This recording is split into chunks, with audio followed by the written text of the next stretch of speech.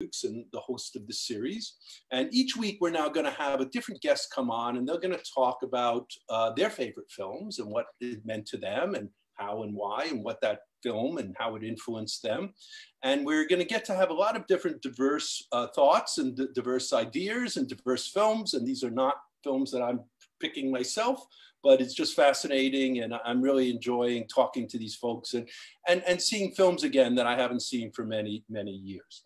So as you know, the film we were going to discuss tonight is Coming to America. Many of you have probably saw it when it came out in 1988. And you know, but if you haven't, I hope you had a chance to watch it this week. It was quite fun to watch again. It's a very funny, high energy movie. And of course, one of Eddy Murphy's, you know, greatest films, and certainly one that made a big impact in his career. But it's also interesting because it felt a little dated, of course. And, you know, we live in a different world in terms of political correctness and everything else. And I certainly noticed things I didn't in the past.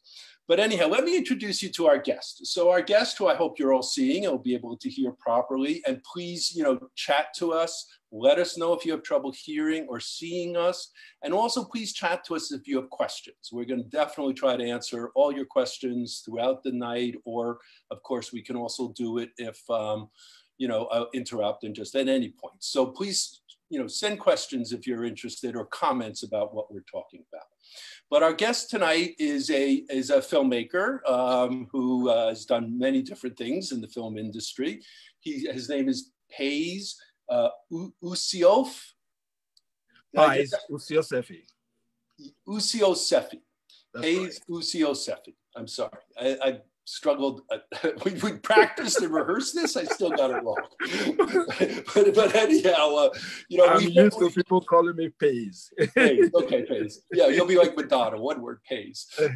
So anyhow, Paize is someone we met several months ago, right, Paize? We were very excited because Paize has been putting together a new film festival, a Black film festival, and it's something the Westdale is going to get involved in and help host. Yeah. Very quickly, and I think we were gonna launch in September, as I remember, Paize, right? And yeah, of course, you know, everything has slowed down a bit now, yeah, with the pandemic, but we got to talking and we got to know each other a bit, and was very excited to have you join us today. And I'm really curious, and I'm gonna turn this over to Paize now, because I wanted him to talk a little bit about what his experience was, you know, first seeing this film, a little bit about his background and where he came from, and how this film, you know, influenced and became one of his favorite films. Thank you, Fred, for the warm invitation. And I want to talk about Coming to America, a film that means so much to me. In the summer of 1988, I was in Benin City in Nigeria. This film came out. Most of my friends, they watched the film. I didn't watch it in December of 1988. So when I saw the movie, the story was so brilliant that a prince from Africa went to America to go and look for his bride. So that story was so good to me. So I admired that story. But over time, when we keep watching it, one thing that was different is that there was no like Africa dialect, or the movie was shot somewhere in Africa. Those things were not there. So I didn't so much talk about it, at least when I came back here. When I moved to Canada, then I watched the movie again. I realized that I have a different feeling, because when I came here, when I tried to adapt to Canadian culture, I knew a lot of things I went through. So when I compared that with what was in the movie early stage when the prince and his best friend went to America, so I started to realize that there's similarities. That's why he's a prince, I wasn't one, but that doesn't mean, but there are similarities or things you go through before you finally settle down. And so I try to look at it from another angle. So since then, I keep watching it. Every time we have like family gathering, I put on the film, we just watch it like a family film. So I fell in love with the film. So when I came here, when I became a screenwriter, started to do movies. So I started to ask myself, I said, this is a film that had everything about Africa culture. And at the same time, it wasn't shot in Africa. Okay, what can I just explore? Why was it, the reason that it wasn't shot in Africa is not a problem. How did they do it? Yeah. To cheat the location, to make it look like Africa. So I started to think about it. I started to look at different angles about the film. So later on, I realized that the reason that a lot of people didn't know much about coming to America, they don't think about how it was shot, they don't think about the location, was because it was a good story.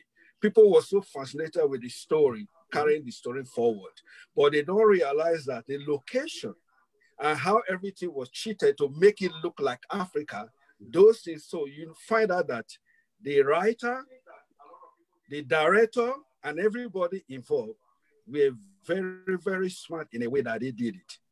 It is so that people doesn't think about it. So that's my take there from the first time I watched it till now. How old were you when you first saw it?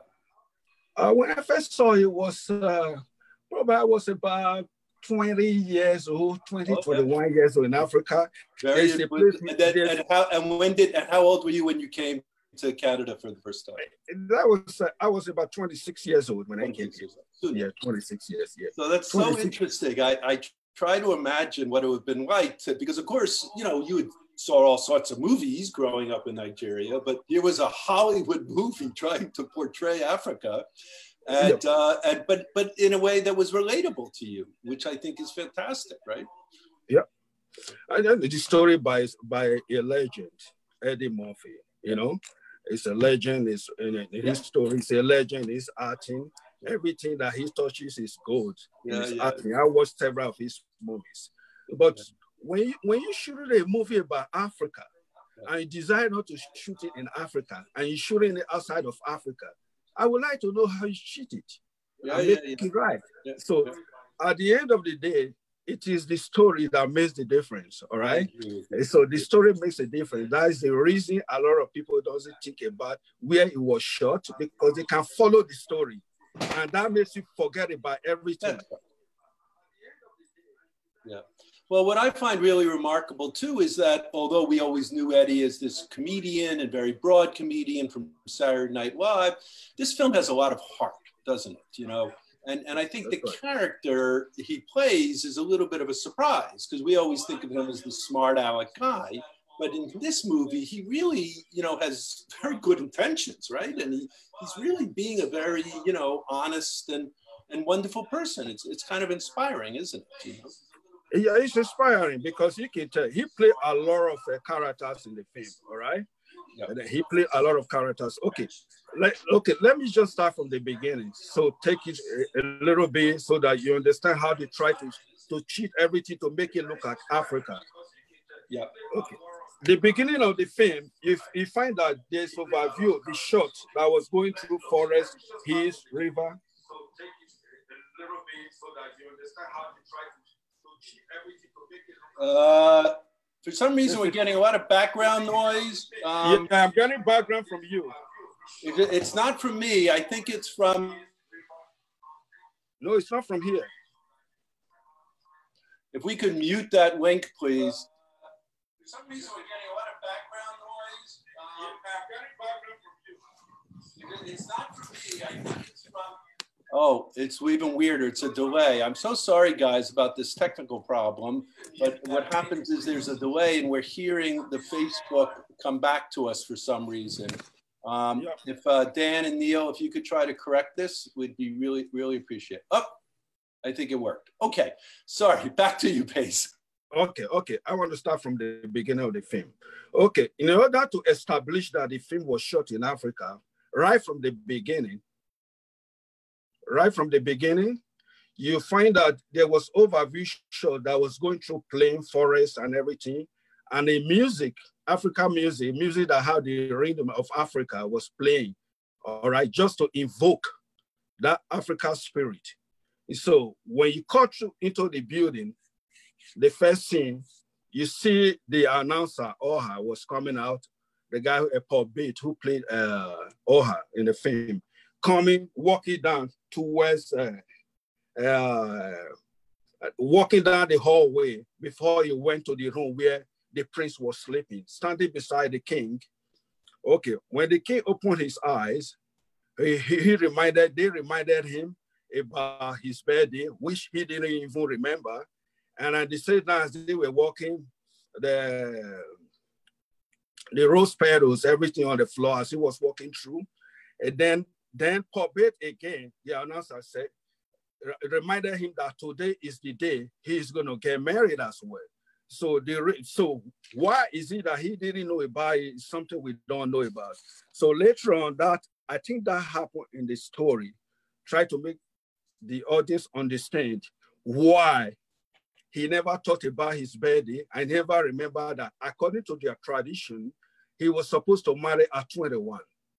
And so we didn't know that then, because there was a reason. When you see the way everything was set up, was that when everything started coming up, you will realize that one scene is moving the story forward at a time. I think there's technical. I can't see you. Hello? You can't see me? No, I can't see you. It's the face of somebody else showing there. I don't know why that is.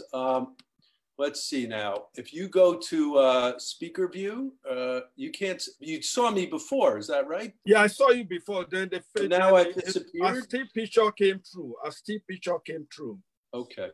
Yeah. All right, well, listen, let's continue. I think you're right. I mean, I think that, part of the fun of this movie was they did go to a great effort to do this prologue time in Africa, right? I think it's almost 20 minutes or so. And, I was sort of struck this time to see how many scenes and some of them were comedic scenes, but certainly I think they wanted very much the filmmakers to establish this world that the prince was going to come from. So we understood his point of view, and they spent a lot of money. This was a very expensive film, by the way. Yeah, you can see the production value and that big dance number, that they did, in front of the wedding. I mean, suddenly I felt like I was watching this, this.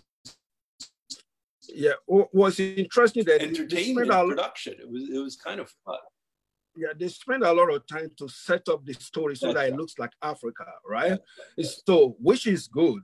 The introduction, the king, when you have a king like James Earl Jones with his voice, a voice that's so supreme, it's difficult to say no to. You have him as the king. You have the son, Eddy Murphy, who is a good actor, a legend. You have his friend there, Arsenio Hall, who's played Simon. Then you have the wife of you have the queen. Yeah. The queen, Margaret Sinclair was the wife. Margaret Sinclair, who played Margaret Sinclair. Then everything was working. They tried to establish that using different things, the sound, they're using the costume, they're using dialogues, they're using different things to establish that Africa. I think most of the things I find there in the beginning was try to establish that. Because when you establish the beginning of a film properly, it becomes a reference as you move along. When they did that, the next story now is just for Hakim to move from Zamunda to America, so the audience already know who Hakim is. And it's not just America, it's Queen. Yeah, so they already know who he is. So as they follow him, whatever he's doing, whether picking up garbage on the street or wherever, they knew he's a prince, all right? So the setup of the story was so good that it's easy for you to follow. That's right. So when you care about the character, yeah. So it was easy for you to follow. So when you see a lot of things that they did that didn't show up they never showed the airport. Yeah. When he took up to America, all right? Yeah. And number two, they never did a shot in the street of Zamunda. Yeah. You never see the street light. No. You never see car driving down the street. No. So everything was concealed in a way. So that is how you know that everybody who worked in that film knows what they were doing, all right? They did everything in a way, just to set it up, then let the story continue.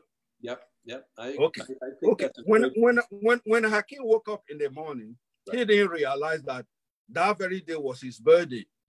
all right? He was reminded, he said, oh, today's my birthday. Then later on, he was reminded that you're supposed to be married today. So all those things that he didn't remember, so you want to wonder, where has his mind been? You know, is it for the tradition, or his mind has been wandering somewhere and how he's want to get his pride? But nobody knows then. He started out with his parents, and then when they realized that it kind of a little bit, he's not happy, you know? They realized, okay, come here. You know, he walked towards them, kissed his mother on forehead and everything, realized that they start to ask this question: why can I do this? Why can I do that? Why can, you know, everything? His father kind of curious. He said, then all of a sudden it's okay. Why all this pamper and the rose flowers everywhere? Then they stop it. You know, they stop everything. Then his friend came, interrupt. Then they went to the gym to go and work out, dressing like they were going to play polo. We didn't see them play polo. Yeah. All right? They got into a gym where they were fighting with the stakes, all right? Nobody knew what that was, because it was kind of funny. Like, you watching the movie from the beginning, you kind of ask yourself, what is this for? What does this mean? But you don't know that was the foreshadow of what is to come. That's right. It's setting up. It's setting up.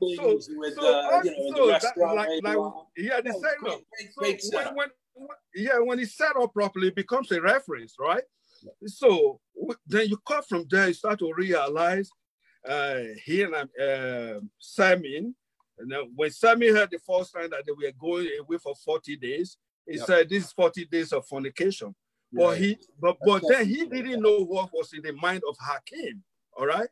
Hakim have a mission, all right? Later on, he told his friend Sammy the reason they are going away, but his parents didn't know. He never told his father the reason why he wants to see the world, all right? The father thought, oh, you just go, like, you are not the first thing, because in this movie, you find out how they were invoking the past to make sure that the film is well rooted, all right? Okay, you remember when the father was telling Hakim, you know what? I used to have sex with my betas, this and that. That is to establish that this has been going on, it's a culture. This empire has been here for many years, all right? Yes, for many years, all right? And so bringing all those kind of, using those kind of dialogue is trying to make sure that the movie is authentic, the story is authentic, that this is not the first time, this thing has been here. Yep. So looking at it, it's still the other was trying to make it look like Africa, you know? Right. Then when you move from there, you hear when the king was telling the citizen of Zemuda that the marriage is going to be postponed for 40 days. He said, you can all go home now, all right?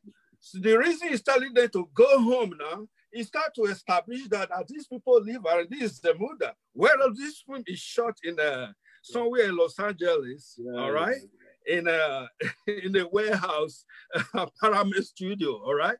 He's using that to make the audience believe like, yeah, they are from this in the community, so they are from from the country. No, they come back 40 days from now, then it's postponed, you cannot go home, you know? So there are a lot of stuff they use in their dialogues that try to establish that that where they were shooting the movie is the real place is Africa. All right, that's what I get out there.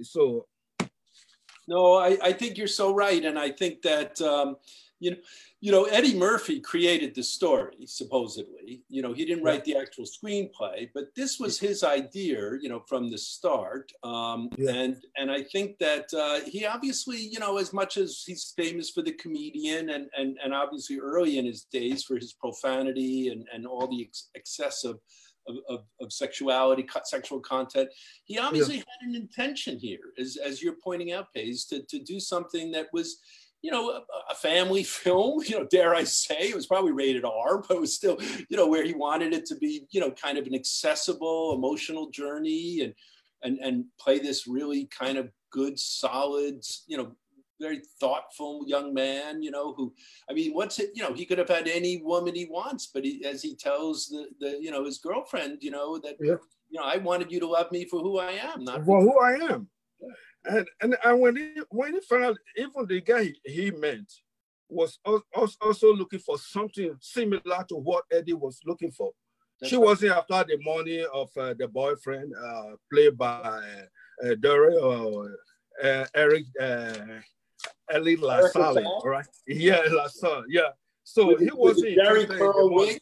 I remember when he told her, he said, if I want to go out with a rich guy, I go out with that guy, you know? So the guy is just flashy, driving a fast car and all those things. Come in there, give tickets to the father to go to game, fall in love. I didn't know all these things then. So it was quite interesting here when they got to America. And now they said they're looking for the worst area in the city, the poorest area in the city. Then the cab driver said, okay, I'll take you there. Yeah. And before then, when he was stopping the taxi, he just walked down to the street. Like he doesn't. When you're a prince, you know. you know, that was interesting, all right? That's kind of I say, you know, everything somehow have that element of a stranger, somebody who doesn't know much about the outside world or the street, because every time he was contained by the parents, he's the prince, everything he wants, he got it. But this time it's just unleashed. Go to the world, you know, and find things your own way and do things in your own way. So I think that was interesting as well. I agree. I found the whole approach to him, you know, experiencing America, the work ethic that he demonstrated, his camaraderie with the other workers, you know, again, it's interesting because Eddy Murphy at this point in his career was a huge star. You know, he had already done 48 Hours and Trading Places and Beverly Hills, and he was only 28 years old, which is kind of extraordinary. But he was, you know, producing the films, financing the film. He was one of the best paid stars in Hollywood. He had become a huge brand. And a lot of people, you know, talked about how it all went to his head, and because he did have a reputation of being a bit piggish and he does. Yeah. But at the same time, here he is trying to say something in this film I thought had some real integrity to it, and maybe, you know, reflected a little bit of his own, you know, his own personal journey, because in a way he had become a prince, right?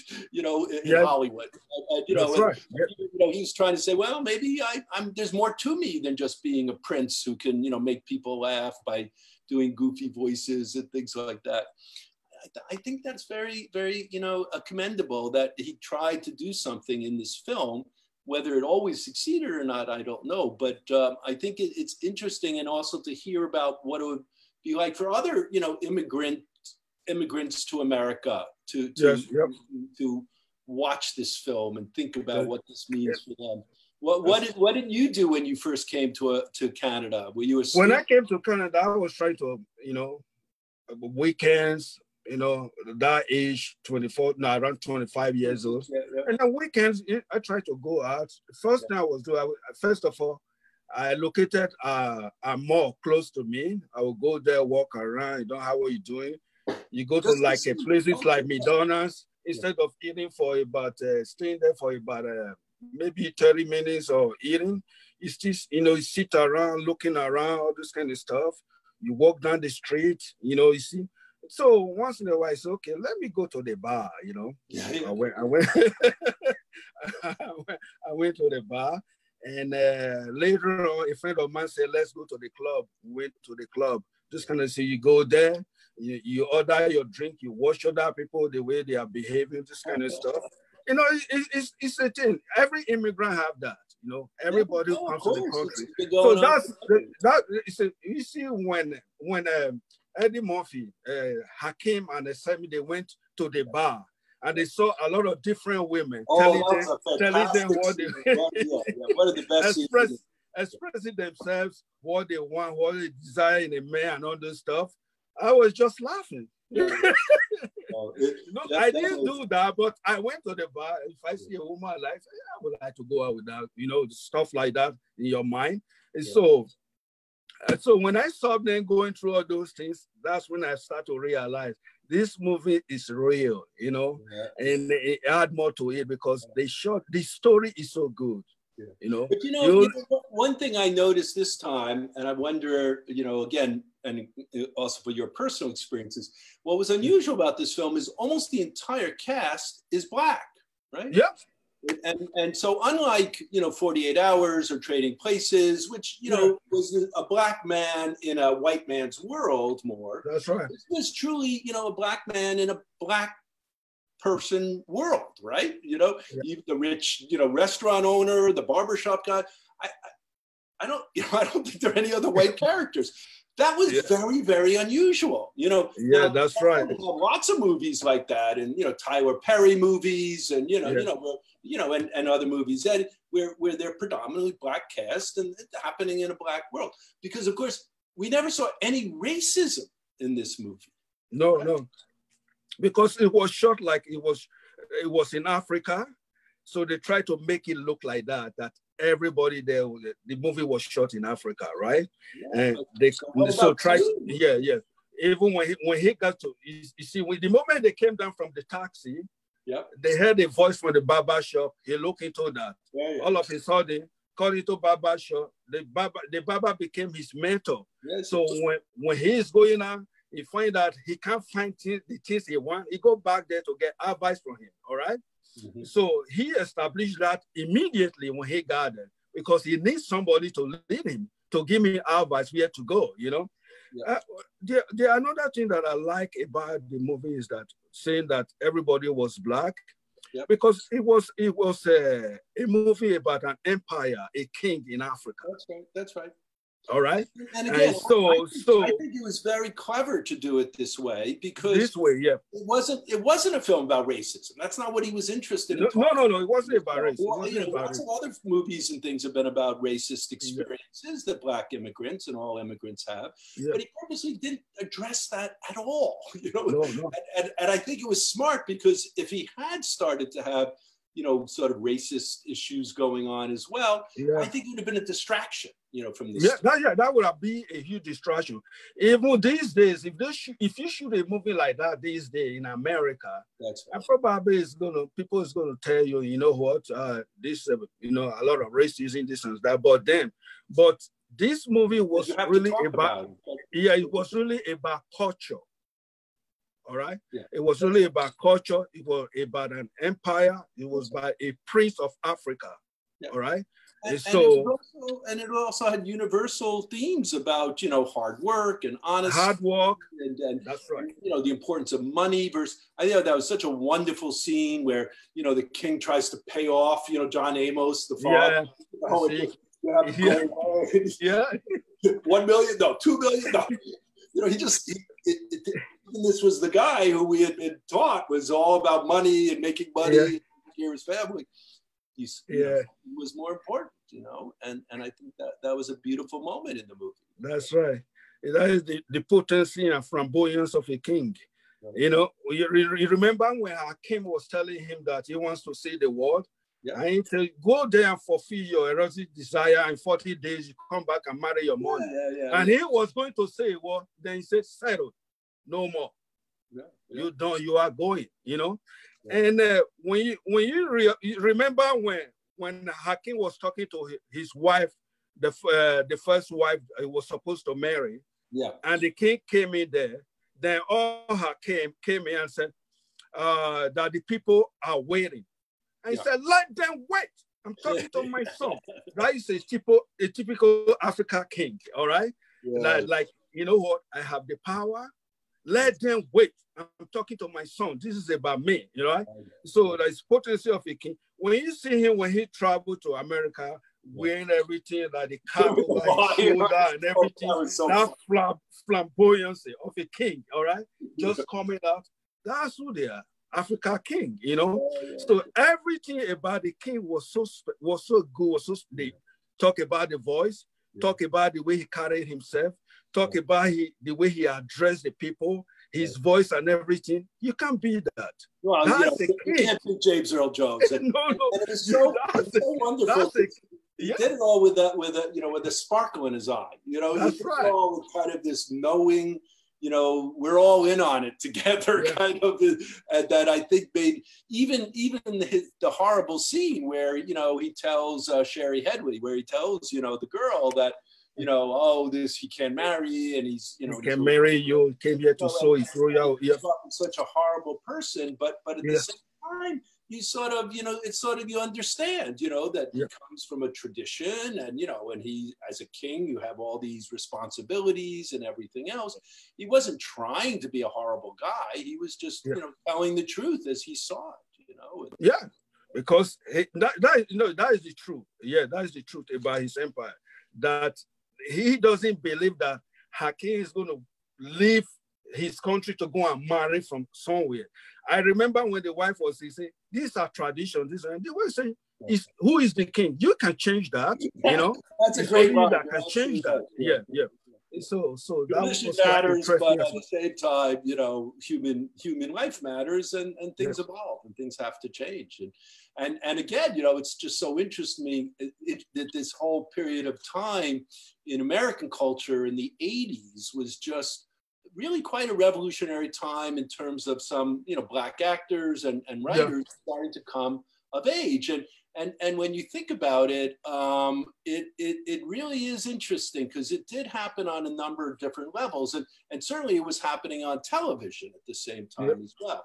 If you remember, in 1984, which I guess was 3 or 4 years earlier, was The Cosby Show, right? That was the first. Cosby Show, We watched that in Africa, Did you get the Black American, family that, was like every other American family? Black family, But that was the #1 sitcom from 1984 to 1992.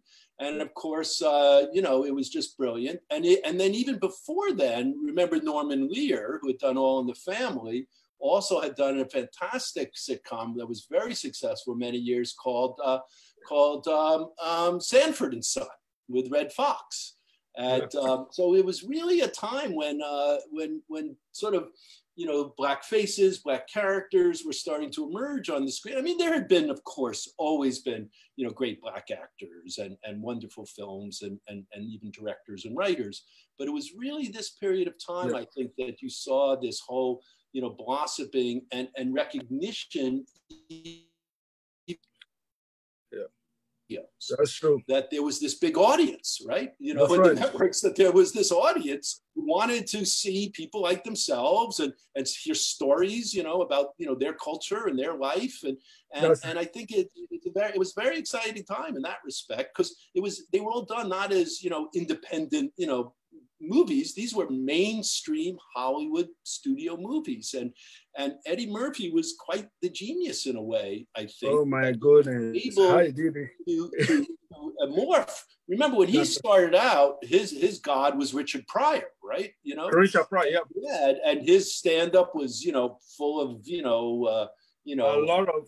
If we have to censor that today, it's going to be boom, boom, boom. Oh. That's right. And of course, Richard Pryor had also figured out how to morph into a movie star with the Gene Wilder movies like Silver Streak and what was the other one? Stir Crazy. So it's interesting how you can see this movie in context of what was evolving in Hollywood and and on television, and a recognition of how important this community was and deserved to be recognized. But it's funny because I don't remember at the time there was that much stuff from the media per se recognizing that this was actually kind of a remarkable time. And maybe there was. Certainly the Cosby Show everyone recognized as being quite. That's right. Yeah. But because it was a movie. The sitcom, it reached every home every day. A movie, everybody have access to it. But later on, they will hear about it. And so I want to talk about things that move the story forward. Sure. Okay. Hakim told his father he wants to see the world. The father gave him a pass. Okay. Now they flew to Queens, New York. Then what? They rented a home, all right? From They rented a home from Franklin Facing, all right? Okay, he gave them a room, one of the room that was rented to a blind man before, have a dead, very dirty. There was a mouse on the floor. So what Sammy was thinking is that, are we really going to live here? You can tell, look at his impression, the way he was making his face when you see the road and running around the floor, Then what? They stayed there, they rented the place. Then Hakeem found a place that the barber shop where they go all the time, once in a while. When he finds that he needs something, he goes in there just to listen or just to have some advice from Mr. Clarence, who is also Eddy Murphy too. He was the barber, he was the guy and everything. My favorite character was the old Jewish guy. And he was the same guy. He plays that too. So now they got there, he told them how to go and look for women in the church, Black Awareness Week. So he went there. He got to Black Awareness Week. What happened? Then what are we doing here? What is going to happen here? So still there, he donated money. But one thing that really came out, there was the address. They got the address where the restaurant is, where she works, right? That's right. So they got the address there. Then that moved the story forward from there, all right? Now, they are hired to work there, sweep the floor, take out the garbage and everything. Then what? How do you get the girl? So they were waiting for opportunities and everything, Like I remember when Sammy told Hakeem that, how are you going to get her? You want to move your way into her heart, stuff like that. So then what happened? How do you get her right now? And something just came up. Samuel L. Johnson came to the store. He was cast as a robber who was hitting the store. Yeah. That was one of Samuel Jackson's very first roles. That's right. Yeah. You see, when that part. The editing of that scene today, I still think about it, the timing, how he came in there, his face, and just boom, don't say hello or whatever, I mean business, stuff like that. The way they come in, the force there, everything there was so unique, all right? So what do they do? I think that was the scene that break everything open for them. Because now he realized that I learned from home how to fight with the stick, and it was only the mop, all right? The mop stick was in his hand. So he losing it up and get the stick, and he used it to defend the guy and take the gun out of his hand, and his friend can pick up the gun. So from that scene onward, so that was what boosted him. Yep. They became a friend to the owner, and Mr. Medal started to call him my Africa connection, told them that the guy have raided them 5 times. He believed he's not coming back. And that improved their reputation a little bit, so that he enabled the guy to invite them to their home. That's why they came in there. They were serving drinks and everything, but it just moved them forward. Yeah. No, and with action, and with action. What did you think of the girl? What did you think of the romance? She's an interesting actress, Sherry, but we haven't seen her in a lot of movies. Sherry Headland, right? She was a soap opera star, actually. That's right. So with the girl, I think she's simple. She's just a girl who is dedicated to herself and who know what she wants. All right. That's why she was going out with the flashy guy, Darren, but she still believed that she's doing it because of the father, because the father I work very hard to come back to this middle class. I don't want you to go out with people who doesn't have money or this kind of stuff. I think that was the only reason, So, she's a good girl. She's a good girl. Yeah. So when they got to the home, I think Derry was the one that moved the story forward again. Okay. Tried to lie that she asked her to marry him, and she said yes, Right. And that opened another door for Hakeem to move forward again with the story, all right? So there are a lot of things there that move the story forward, and just before that, so that we shouldn't go ahead of ourselves. Before then, Gary already understands that somehow his girlfriend have a feeling for Hakim. He was trying to tell him, you know what? I want you to quit working here. Come and work with me. Try to take her away from there. I think probably he realized that, like Hakim, or maybe the girl was respecting Hakim somehow, you know? So that's what I see there. And in their home, after that, when he said that I asked her for a marriage proposal and she said yes, and that was what opened the door for Hakim to follow through, to really, you know, be in a position to have this girl. Yeah. No, it's a very sweet romance, and of course, there's that wonderful scene after, you know, that they finally connect, where he's, you know, dancing around and singing, you know, outside, you know, on the street, and everybody's screaming at him to shut up. You know, he's doing a little dance. It's almost like, you know, reminds you of, you know, Singing in the Rain, or you know, it was like almost the parody of those musical films. He was drunk with her love. So in love that he just wants to so in the world. Singing, you know, the empty space, you hear people say, shut up, this, that, you know. He didn't even care. Hugging the street pole, you know. Dancing. It was very sweet. You know, he was so happy. He was so happy that, I love that moment. Yeah, I love that. It's a good movie. It's a very good movie. And so there are a lot of things there. It's like, if you know what you want, you go for it. So that's one thing that I saw there.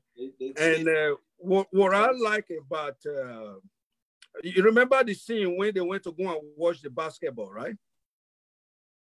Yeah. Yeah. When they went to watch the basketball, that Lisa told Hakim to double date with her boyfriend and the sister, Alison Dean, all right? So they went to the game, and you know, she was fighting with Hakim, telling him to remove his jacket, put on. So a lot of things went there. So he couldn't handle it. But Hakim didn't want to let them understand what is going on. So he excused himself to use the restroom. Going there, staying on the line there. All of a sudden, one city of Zemuda, played by Body Curtis Hall, came.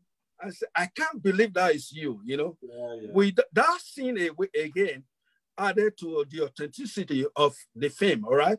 So that scene make everyone realize that he is a true prince, all right? If it's somebody who's a citizen of Zemuda, who is in America, still identify him and is bowing down to him here. So that, I think that scene was really good, which add to his image, all right? And later on, before that scene was finished, and before that scene ended, Lisa and the boyfriend came. They was, what is going on? Who is this guy? We don't even know him, you know? Like, why everybody buy that? Why take a picture with him, you know? Like, they were curious. So I think that changed a lot of things in that film too, you know? Which I had to, I think your point is well taken, though, that there weren't a lot of scenes that were just meant for comic, you know, no craziness. Every scene had a plot point. It had a plot, that's a reason. Yeah, that's a reason. That's good filmmaking, I agree. That's good. The film was when everything, even the dialogues was playing in the strategies scenes so that it can make it real. You know, everything was well, you know. Look at the people who were there, you know, John Landis. You see, you know, he's the director. We should talk about John Landis, because in case anyone doesn't know about John Landis, he's someone who I've always had tremendous respect for, because he didn't go to film school. He wasn't a writer. He was a guy who started at the bottom. He started at the mailroom, you know, and oh my goodness, worked his way up on doing every crap job and being a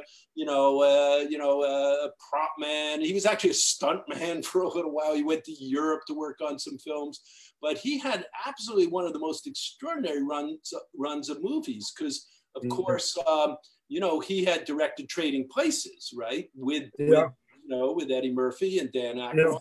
That was a huge, huge success. But his other films included National Lampoon's Animal House, right? And Animal House because at the time it was made, it was the highest grossing comedy of all time. See? That in 1978. Yep. And then, of course, he had also done, Blues Brothers. And of course, interestingly enough, although they didn't get along very well on this film, I think, Eddie kind of felt that it was his movie. He was really in charge, He wants to be in charge. And he sort of hired John Landis to be the director, which was a very different relationship than, Trading Places, where Landis was the director and they hired this kid, Eddy Murphy, to be in it. And so I think sometimes, some of that tension didn't necessarily help the film, but they did wind up doing Beverly Hills Cop 3 together again. So obviously, and then of course, John Landis is also most famous for being the director of Thriller, the great Michael Jackson video. Yeah.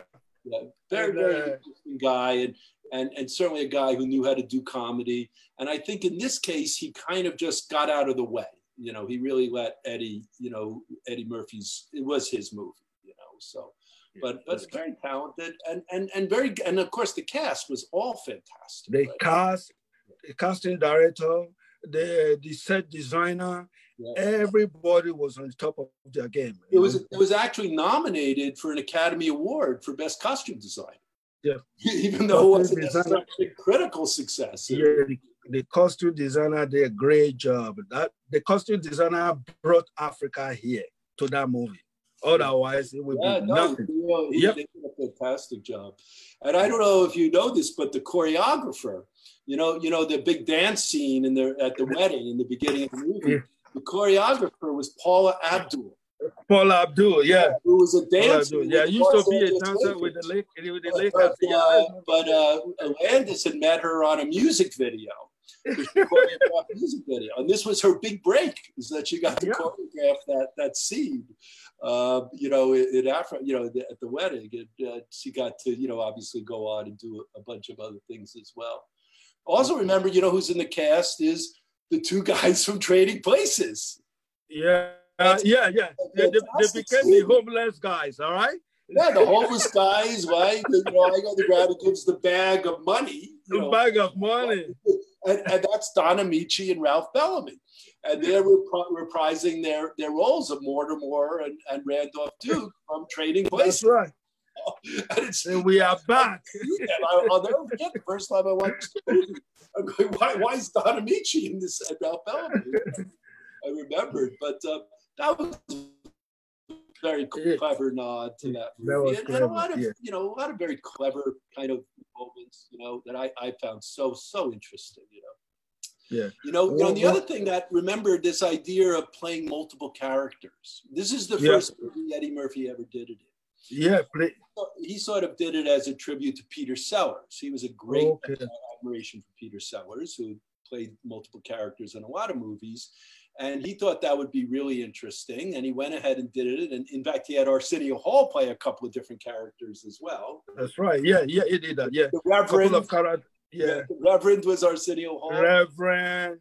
There's a God somewhere looking down. Yeah. And this became one of Eddie's great trademarks. Is in a lot of his movies, he plays multiple roles. Yeah, he did.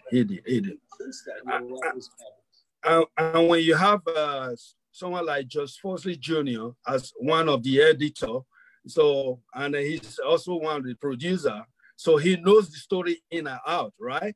So putting him there in the editor's suite to look at the story, to edit it, and that was good too, And I think they did a lot of great work. Production designers, Richard McDonough, and associate producer David Sosna. So everybody contributed to the success of that film. Because there was nothing in that film you can take away. Although it ended like a fairy tale story, the way it ended, right? Because he didn't know the girl was coming, all right? All of a sudden, when you open up the veil, saw that, so everything was just right there, Yeah. So that final moment struck me as like, the way in the classic screwball comedies, they'd always have one last surprise of identity. One last surprise, yes. You know, and you didn't really have to sit and think about, well, how did they actually arrange all this? And, you know, how did he not know? And, you know, he did not know, yeah. Right? Yeah, it's what the audience wanted. Everybody wanted them to be together, right? Yeah. Okay, okay, let's talk about, Sammy. Yep. When he went on the journey, he thought it was going to just be 40 days of fornication. Yeah. Then he realized, like you having your best friend traveling with you to somewhere, all right? And all of a sudden he's uncomfortable, but he can't really spill it. But he realized, I'm the best friend of the prince. And this is what he wants to do. This is just playing along, all right? That's right. And then they will say, I'm not going to work today. He had it, all right? Yeah, You're going to work today. You go, he kick everything on the floor, pick it up, and then he end up going. Yeah. And so sometimes you just see how he feels as a friend. Like, why am I here? I should be home, you know? Yeah. And but the journey is bigger than him because of what the prince wants, all right? And I find to the extent that he couldn't handle it anymore. He has to call himself a prince to have the other girl, Alice in Day, all right? And that's one of the comedy aspects of the film. When Hakim came in, met him, you know, romancing the girl on the bed, then Alice in Day, who played Pretty, said, he blew kisses to Sammy and said, he called him a prince. So Hakim was surprised, all right? Then later on, he said, you shouldn't tell it. So when she was leaving, he said, I keep all your secrets, Your Highness. So he left. You can see Eddy Murphy face there. Hakim, like he was just looking at it like, what is going on? That is comedy, all right?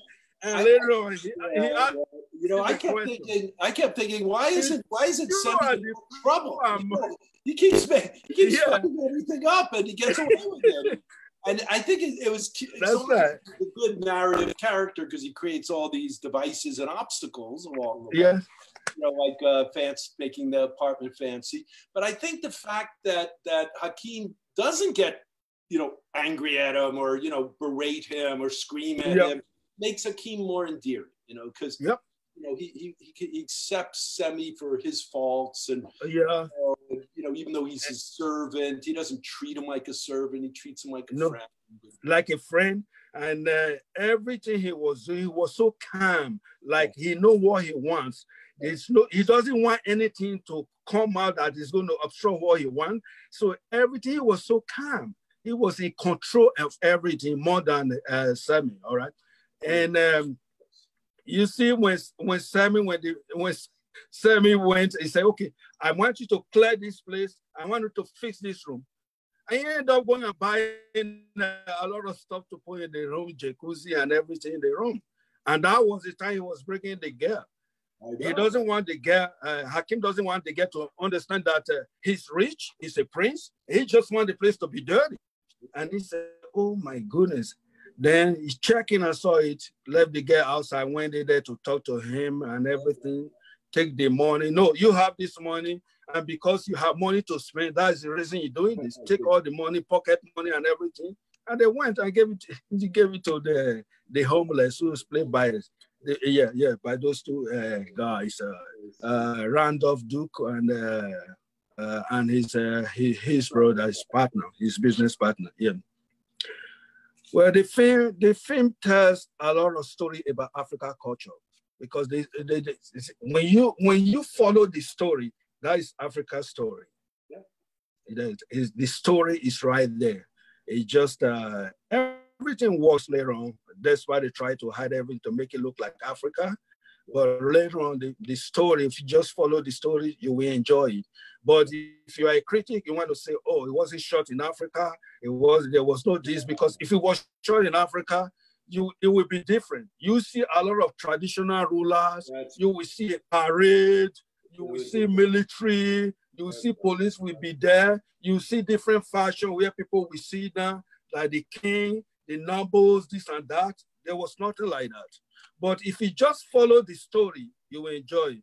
But if you want to really bring the whole African culture into it, you'll find that there are a lot of things missing. That's my take. Yeah, no, I couldn't agree. And by the way, it wasn't just your take; it was the world's take, because Okay. the film, although it did very well in America, it made over $128 million at the box Yeah, office when it was first yeah, released, and then yeah. obviously much more on video. Much more, yeah. But It it made made over about 350 million by now, yeah. yeah, but it made 160 million internationally. It actually made Yeah. more money internationally than in America, and that's very, very unusual because comedies traditionally don't travel very well. I And think Africans were this hungry for it. worldwide appeal. That's right. I think Africans were hungry for a film like that, a film that will bring out the African image in a way like a prince and a king. Instead of other films, we watch a lot of films in Africa that were demeaning to Africa, like show like Tarzan, like Roots, and all those things. There's some people like it, but they were demeaning. But this film is quite different. Yeah. When we are home, we are saying, can you imagine? There's a guy in America, he's doing this film about Africa Prince. Everybody likes it, all right? Because it just brings out, improve the image of Africans. It gives more, like a hype, the African culture, who we really are, instead of looking at through the eyes of people who does Africa, and yet they are portraying Africa through like show like Tarzan and all those things. So it was quite different. It was refreshing, And so that's my take there. So everybody in Africa, a lot of my friends, we all like the movie because it just improved the image of Africans. Yeah. And it's quite ironic, but now I have anticipation for is, they've finished. There was always a plan, actually. Eddy had a plan that this was going to be the first of a series of movies. And in fact, at one point, he tried to make a television series. They actually shot a pilot for a TV series coming to America that didn't work out. And there was always been for years conversation about Coming to America. And they spell it with a 2 because it's the sequel, Coming to America. And they finally went ahead and shot it. And they shot it just before the pandemic. And it's being edited, and it's going to supposedly come out in the fall. And they were able to get a lot of the cast back. Eddy Murphy, Arsenio Hall is back. Sherry Headley, is back. John Amos. But they've also had Leslie Jones and Tracy Morgan and Wesley. Yeah, they got a lot of cast now. James Earl Jones is back again for the sequel as well. And one of the reasons it finally happened, because Eddy's career has been up and down. But as you may, and viewers, if you haven't seen it, he did a film called Dolomite Was Here, right? 2 years ago. And it's an exceptional movie. And it did, okay commercially, but critically, it was very well received. And Eddy got several nominations and this and that. And I think that success of that film made everyone confident that they should try, it was time for Coming to America. And so I hope, I hope it stands up, and is as good. One of the screenwriters is the same, and we'll see what it's like. But it'll be very interesting 20 years later to see these characters again and what they've been through and what's going to happen to them. So I'm happy for all of that. And are you with us, Paize? It looks like you got frozen there for a second. Oh, Paize disappeared. All right. Well, listen, it's time to wrap up anyhow. Where it's about an hour, and thank you, Paize, wherever you are, for joining us and giving us some really interesting and different insight into this film. It's not one that I think we normally would have gravitated and showed, but this is very much what we want to do at the Westdale is present diverse voices and international films and really give our audience an opportunity to see more than just whatever the hottest, independent film of the day is. So look forward to seeing you guys next week. We have a very, very funny movie as well. We're going to be talking about What's Up, Doc? Peter Bogdanovich's brilliant comedy from the 90s with starring Barbara Streisand in probably her greatest role, and Ryan O'Neal. And here comes Paize, he's back. And the guest is going to be Harris Goldberg, who is a fantastic screenwriter from Hollywood. He actually grew up in Hamilton, and now he's back in teaching at McMaster University, actually, and teaching film. And he's written many top Hollywood hits, comedy hits, and directed as well. So I'm really looking forward to talking to him about What's Up, Doc. And meanwhile, please go to our website, thewestdale.ca. You'll learn about film clubs. You'll learn about our new music series that starts on Thursday. You know, we are closed, but we're doing whatever we can to create interesting programming for the community. It's all free. We don't charge anything for anything. Of course, donations are always welcome. We are a charitable organization, and certainly, you know, like everyone else, we're struggling a bit financially at the time. But anyhow, thank you all, and thank you, Paize. Are you back, Paize? Nope, I see him trying to. Anyhow. There he is. Are you back, Paize? Yeah. Anyhow, well, thanks all for listening. Thank you, Paize. I'll follow up with you as well. And I hope you all enjoyed our little talk tonight. Take care.